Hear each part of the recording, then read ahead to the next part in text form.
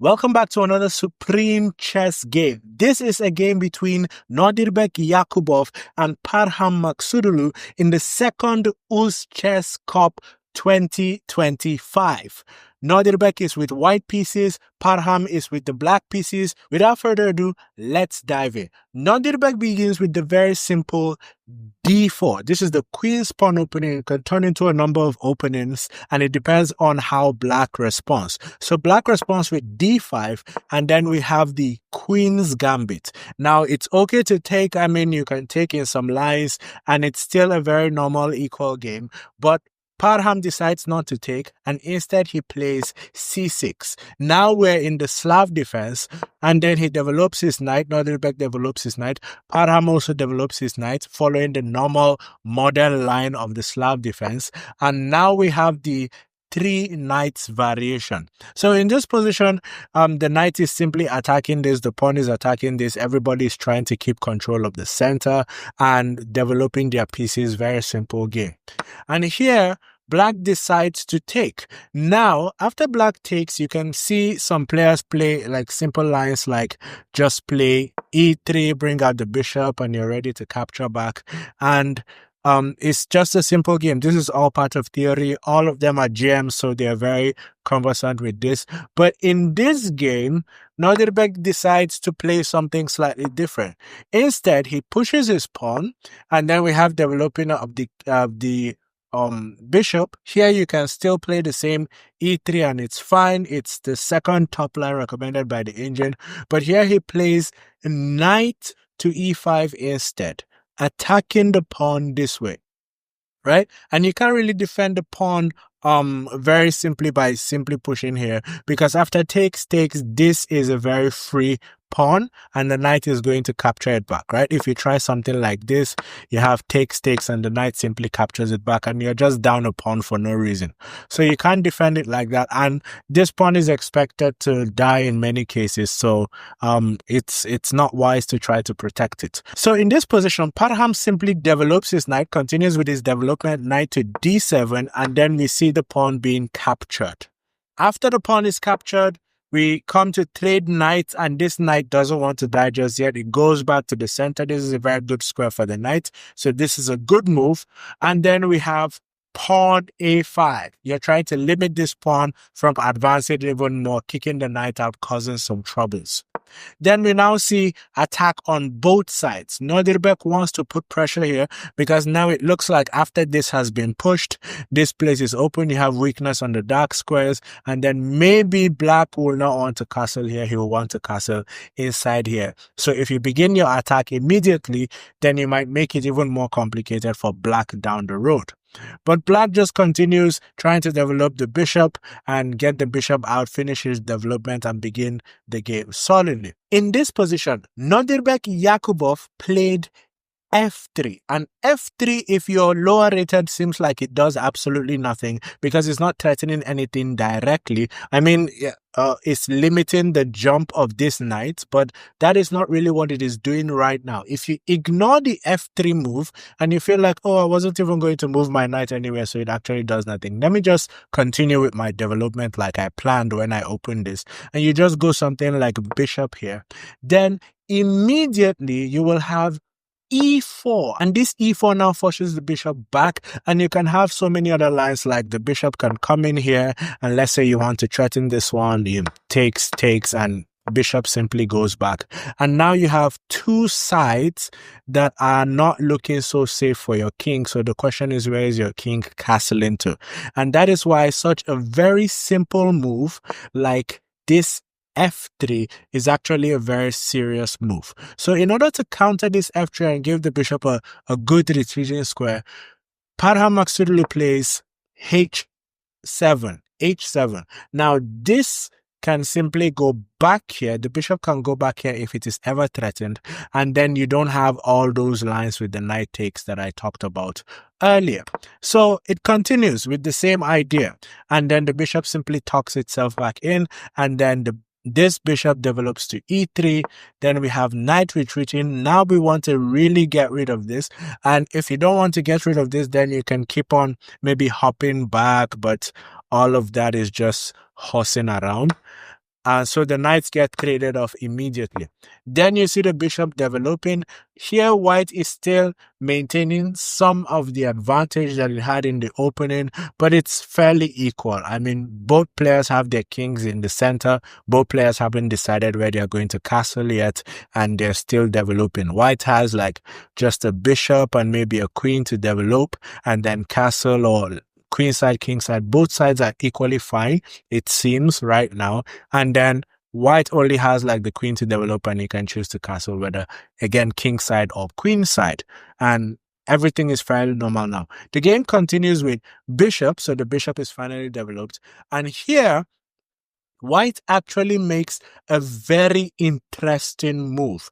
This is the kind of move you take when you are attacking. You have the mindset that you want to start attacking, and that is king f2.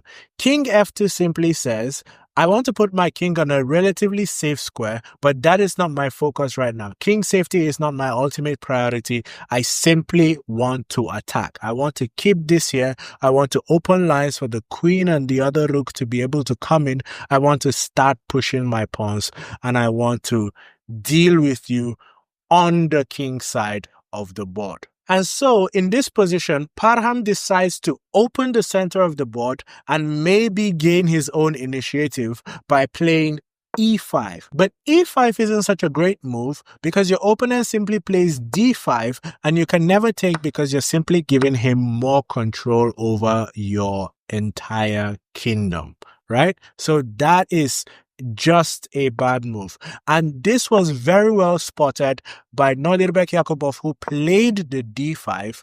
And then here we see castles. Here, Parham wants to get his king safe. He wants to be able to say, okay, I have castled. The king, even though the king didn't castle here, the king is still on this side. So it is going to be very hard for this king to begin an attack, risking his own safety. Or maybe he just thought everything is going to be all right, no matter what, because this king is on the same side as my king. But if we go back to before e5 was played, you see that in this position, you can simply bring out your queen, queen d7, and now you have the option to castle whether it's left or right. Because if in this position, white still wants to continue his attack with g5, then you can just simply castle and you're perfectly fine here. And that is why that wasn't the best move. But then, again, e5 was played, we had d5, we have castles, and we're in this position now. Nodirbek has begun his attack, and here black simply moved away because he's trying to step away from this because he needs these pawns, right? These are the pawns that are going to help him in the defense when the problem comes. So this pawn cannot be pinned to the king. And so he stepped away as a prophylactic move so that when this moves forward or takes and the bishop is active, this pawn wouldn't be pinned. And that might be when he needs it the most. All right? So the game continues. Takes, and this is a move that actually loses some of the advantage for Nodirbek. Nodirbek takes here, and it loses some of the advantage because after takes, you don't have that space that you had, that infiltration that you had. What you were supposed to do is you were supposed to allow black to take, because if black takes in this position, then you're simply giving white more control of your area, like we discussed in the beginning, and white can bring his rooks, white can enter with the knight, and so on and so forth, and you're giving more control. So there's takes, and then here the knight retreats. The knight is probably going to try to make a maneuver here, join the attack. The rook is already here, maybe the queen is coming here, and you see everybody is going to start coming this direction, trying to destroy the poor king. And here Parham plays g8, trying to neutralize this bishop, trade off this bishop so that you don't have constant pressure in this side, especially when your king is currently getting attacked and you may need this square at some point when you're trying to run away from stuff. But if this bishop is always looking here, that is going to be a perpetual problem. He's probably just thinking, let me get rid of the bishop and so that I have less pressure on my king. But here you could play the cool, calm and collected h5, because if this happens, now you have your doubled pawns blocking the attack, and these people are actually serving as your own pieces and not as the opponent's pieces, because they are preventing the attack from happening. So you can actually do that. Otherwise, if white doesn't want to take and white closes the position, then it's still the same thing. You can even close the position even more, shut it down, and make sure that in the future, you're not bothered about any of those things, right? So that is something that Parham could have played, but instead he played g8, which is not so bad, and we see Nodirbek defend his bishop. Next, the bishop comes here to be traded off, and then that will force the king to come out into the open. So to prevent that, the queen steps here, so that if there is a trade, the queen is the one that gains entry. Parham's queen finally decides to get up the back rank and be developed. It had multiple chances to develop itself and connect the rooks, but now it develops. So if takes, you can take, or you can take with the knight. And even if this one takes, this won't be hanging with some tactics like that in the future. The rooks are also connected. They see each other. So development is complete. This rook now comes in to try to attack the knight. And this will be very, very important throughout the game. Just look at this OP knight. This OP knight was attacked from this point on till the end of the game, and it didn't leave this square. Very OP knight. Check out what happens. The knight is defended. Then we see this knight coming out, going to do his maneuver, normal maneuver, right? And then you see the trade finally happens, takes, and then the knight is in here, right? So if this pawn start marching down, look at all the firepower that is here. The rooks can come here, push down. Everybody is now facing the king. So what does the queen do? Simply takes a pawn. It looks like, well, why would you be taking a pawn when your king is under attack? Because this diagonal now connects back. So if there's ever a problem, the queen is actually on the right square that it needs to come back here. But you may now be thinking, doesn't this just maybe lose a piece here? Like can't takes, and takes. But what you're failing to realize here is that the queen also looks at this square, the same square that the rook looks at. So if you try to do that here, knight is going to take, and when queen takes, you will have this move. This guy can't go anywhere, because if he tries to come here, well, he's basically just sentenced the king to death, right? And then the king is going to be in a whole lot of pain. Okay? And if takes, then you have a rook for a knight, and this is a completely winning situation. Okay, how many pawns do we have here? 1, 2, 3, 4, 5, 6, and here we have 1, 2, 3, 4, 5. So you actually have a rook for a knight and your upper pawn. Well, this pawn is going to drop here, or maybe this one is going to drop. One of these pawns is dead, but this is winning position, given that the king is so exposed and the queen has already infiltrated. You have moves like this to come. So this is a very sound move, and it's normal to play. So here Nodirbek continues with his attack. He's pushing forward. Parham takes back, takes with check, the knight takes back, and then you have this pressure coming here. And look at this. If you make any silly moves with this knight, you just get destroyed on this file. So instead, what you're supposed to do is just continue with your attack. Bring your knight in, right? So that it comes back and it continues the attack. You can take, and if takes, you take, and you have this one that is going to come in. The same attacking idea that we've been talking about since the beginning of the game. And the rook is now cut off from here. This queen cannot enter anywhere. Everywhere is protected. It can't do anything. It can't do anything with the king. If he tries to go back, the king can just even come forward. It doesn't matter, because the queen can never infiltrate, right? So you're perfectly fine. But instead, he took. You can't take here, because in that line that we saw where here plays, if this takes, the queen actually crashes in, and now you're dead meat, right? So you're supposed to allow black to take in this position because that actually helps your attack to go even faster. But instead, he took, allowing this move to be played. Now, remember what we said that last time when there were 2 pawns, that your own doubled pawns prevent your rook from attacking? Well, it's the same thing that is happening here.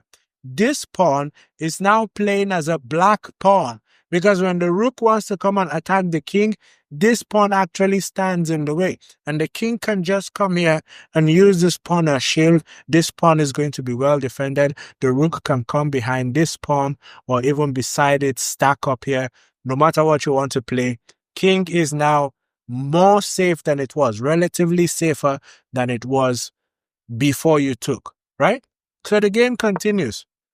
Rook is attacked, queen on that diagonal goes back, and then the rook comes here to pressure this knight. Rooks are stacked. They are going to try to infiltrate from here. But here, Parham enters in with the other side. What a great move. The same way it was, the queen was attacking the pawn on this side, and if the knight had moved, it would have been a problem unless the knight came here.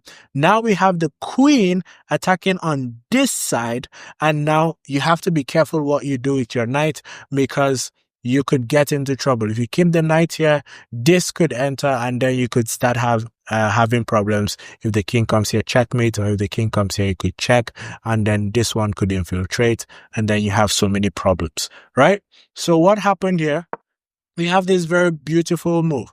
What it does is that it exposes the pawn to be protected by this rook, and now you can't just break him, because if you try to take and takes, then you're simply losing a rook for a pawn, and it's not that significant, because if this rook tries to come here, then this king can just start running away, and it's all good, right? Once the king gets to this side of the board, these rooks can come in here, and then the king will be completely safe. So in this position, Parham plays rook f4, getting ready to stack the rooks on the f5, put more pressure on this pawn, which is already pressured by the queen and the rook. If you can get more pieces into the game, and the king is right there behind it, it makes it even easier to attack. Now, obviously, you still can't take this knight, because you may be thinking, oh, there's only one rook protecting it, but there is a queen over here protecting it. Not to mention, this rook is actually protecting the pawn. So if you think I'm just going to take, well, immediately you have mate, because if here, this is simply mate. And if you try to come here, then you have this.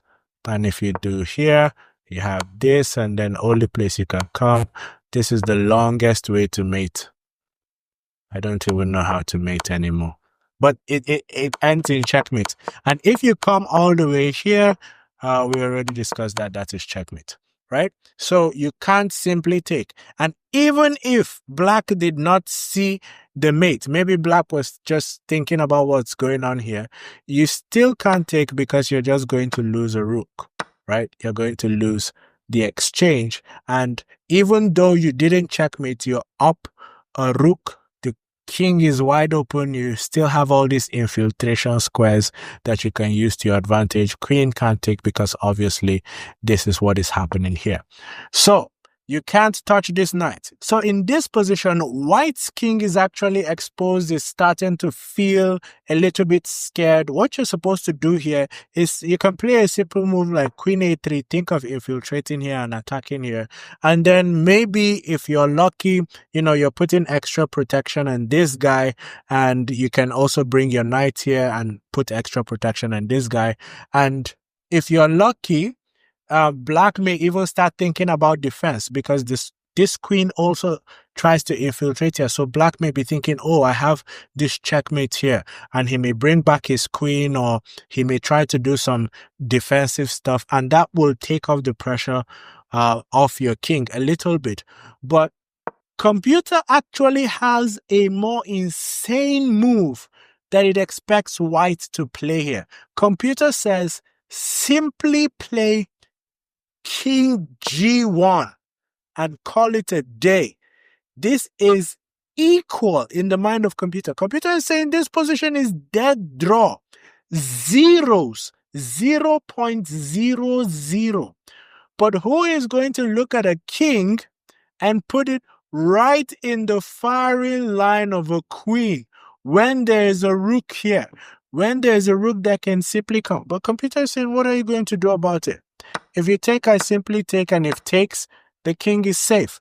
King is perfectly fine.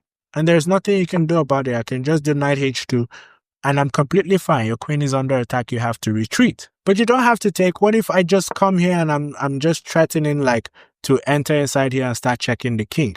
What about that? Well, computer says simply come to g5, queen g5, and that is fine.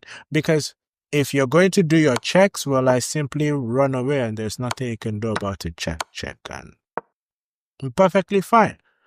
And your king has a lot of explaining to do right now because this is under attack. This is under attack. This is under attack if this one moves. And all of these things, you know, there's this pressure coming down on this same knight.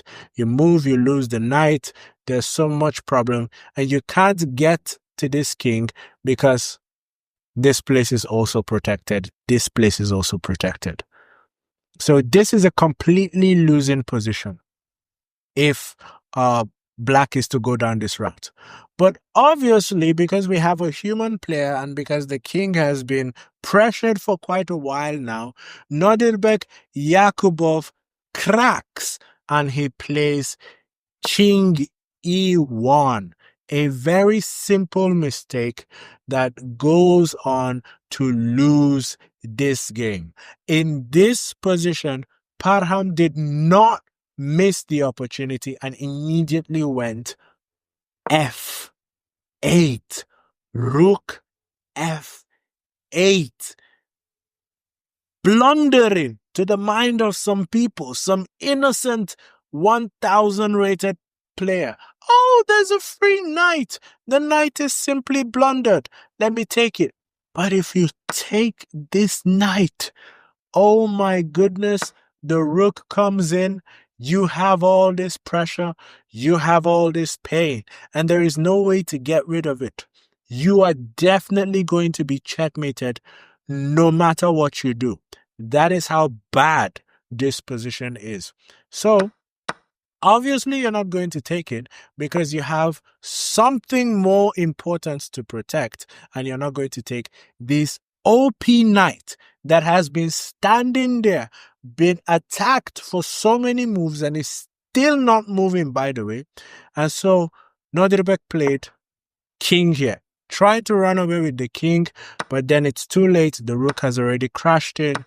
And then the other rook has come in. And then here you have queen c4. The idea is maybe you can bring the king in. You can find a way to use your other pieces to protect the king after you securely fastened the seat belt of the king. But Parham wasn't taking his foot off the pedal. Immediately he checks. And you have the queen here and the rook here. So you have to go somewhere. And given that the queen just vacated this place, you would think that the king's safest bet is to enter inside here where he's going to be safe because you can't take here. Here is protected by two guys and you're just going to lose your rook. And then you can't even come in here and check because the king can take. They're not on the same rank. So they can't, the queen can't protect the rook. But what you'll be missing is that when you come here, there is this beautiful check across the diagonal, which you cannot block with the king, with the queen. So you have to move the king, and this is a simple mate. So you can't go there. You have to go back to where you were trying to escape from. And here Parham simply played queen h4, X-ray.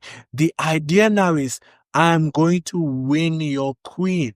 Wherever your queen goes, I will simply move my rook to wherever your queen is hiding, and I will eat that queen. And if your queen goes too far that it can't protect your king, then I simply move and I take checkmate. Right? So if your queen is like, oh, I'm going to save myself, then it's simple. Just do this. After this comes here, and this is going to be a very simple checkmate. So the queen can't even go so far. It has to be close by, and you have to pay attention to what is going on here. So Nodirbek plays rook d2. At least there is going to be an opening. Something. And if you take, maybe I can take. There has to be something that works. This can be the end of the line. But Parham says no, and he plays this amazing move. Rook back to f4, which opens the king to check. And if you come inside here, then we now have that the queen is infiltrating, and you have to go away, losing an entire knight, and this will be check. So your king is going to have to come, and then this knight can save itself, and you'll be left with a rook and a knight for only a rook. And that is a situation that is completely winning. Given that I have more pawns than you, this pawn is going to die because it's so close to the king, and the rook can also reach it. And that is something that both of them know. So here the king just starts trying to run. You have takes, attacking the queen, because you don't even need to take here because you're going to lose your rook. You just simply take the pawn, you're up another pawn, and now you're attacking the queen. The queen saves itself. Then you see this move, check. Because it is protected by the queen, king comes up, check again. On this diagonal, that's the most annoying thing about queens. Remember when the king was here and the queen was here? You can go all the way to that diagonal and check. That's the same thing here. Queens can go horizontally, vertically, but more annoyingly diagonally. So it goes here, king comes back here, and now we see this move. In this position, Nodirbek was tired of all the beating, all the bullying, all the bamboozling, and he simply resigned, giving the win to Parham Maghsoodloo. Why do you resign here? Because no matter what you do, you're going to get checkmated. If you decide that you will come here, well, it's very simple. You can check either here or here. I'll show you both of them. If you check here, and let's say this guy comes here, this is simply checkmate. The knight that couldn't be touched the whole time will deliver the checkmate because this rook is blocking here, the queen is blocking here, and the king is in check. This pawn is blocking here, right? Let's assume that you decide to come here. Well, it's almost the same thing, except now you're getting checkmated here because this is covered. All this place here is covered by the knight, here is covered by the queen. The queen is also checking you, and the queen is also covering this place. What happens if the queen checks here? If you decide to check here as well, there's this here, only move rook, and look at this mate. It's being covered by the pawn and everybody, and the queen is right here checking you, so you can't even go anywhere. Look at this beautiful mate. All right? Or let's assume you don't come here because here and here are dangerous. You decide to come here. That same knight delivers the fatal blow, and if you come here, well, you can choose whether you want to checkmate with the queen or the rook. Both of them lead to the same outcome. Here, rook is going to block, takes, and look at this beauty. This is in check. You can't come here because the knight protects. Look at this pawns doing God's work. And finally, this teeny tiny pawn that nobody even paid attention to is also blocking here, right? Look at that beauty. And it also works the same way with the queen. Obviously, the same thing can happen. Okay, what if you decide to come back here? Then we're simply back to that same situation where there was a checkmate this way, and it doesn't matter what you do. No matter what you do, you're getting checkmated. So in this position, Nodirbek Yakubboev resigned the game, giving Parham Maghsoodloo the win, and what a beautiful game it was.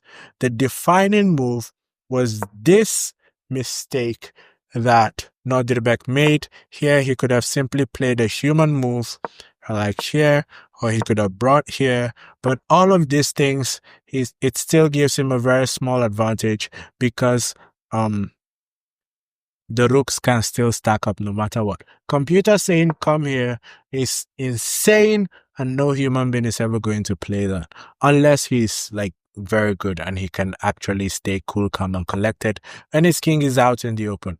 But he made the mistake. This brilliant move was made. This knight still couldn't be touched because dead meat, and then that is what led to everything. Very simple, and this is where the reason happened. Thank you very much for watching. I'll see you in the future.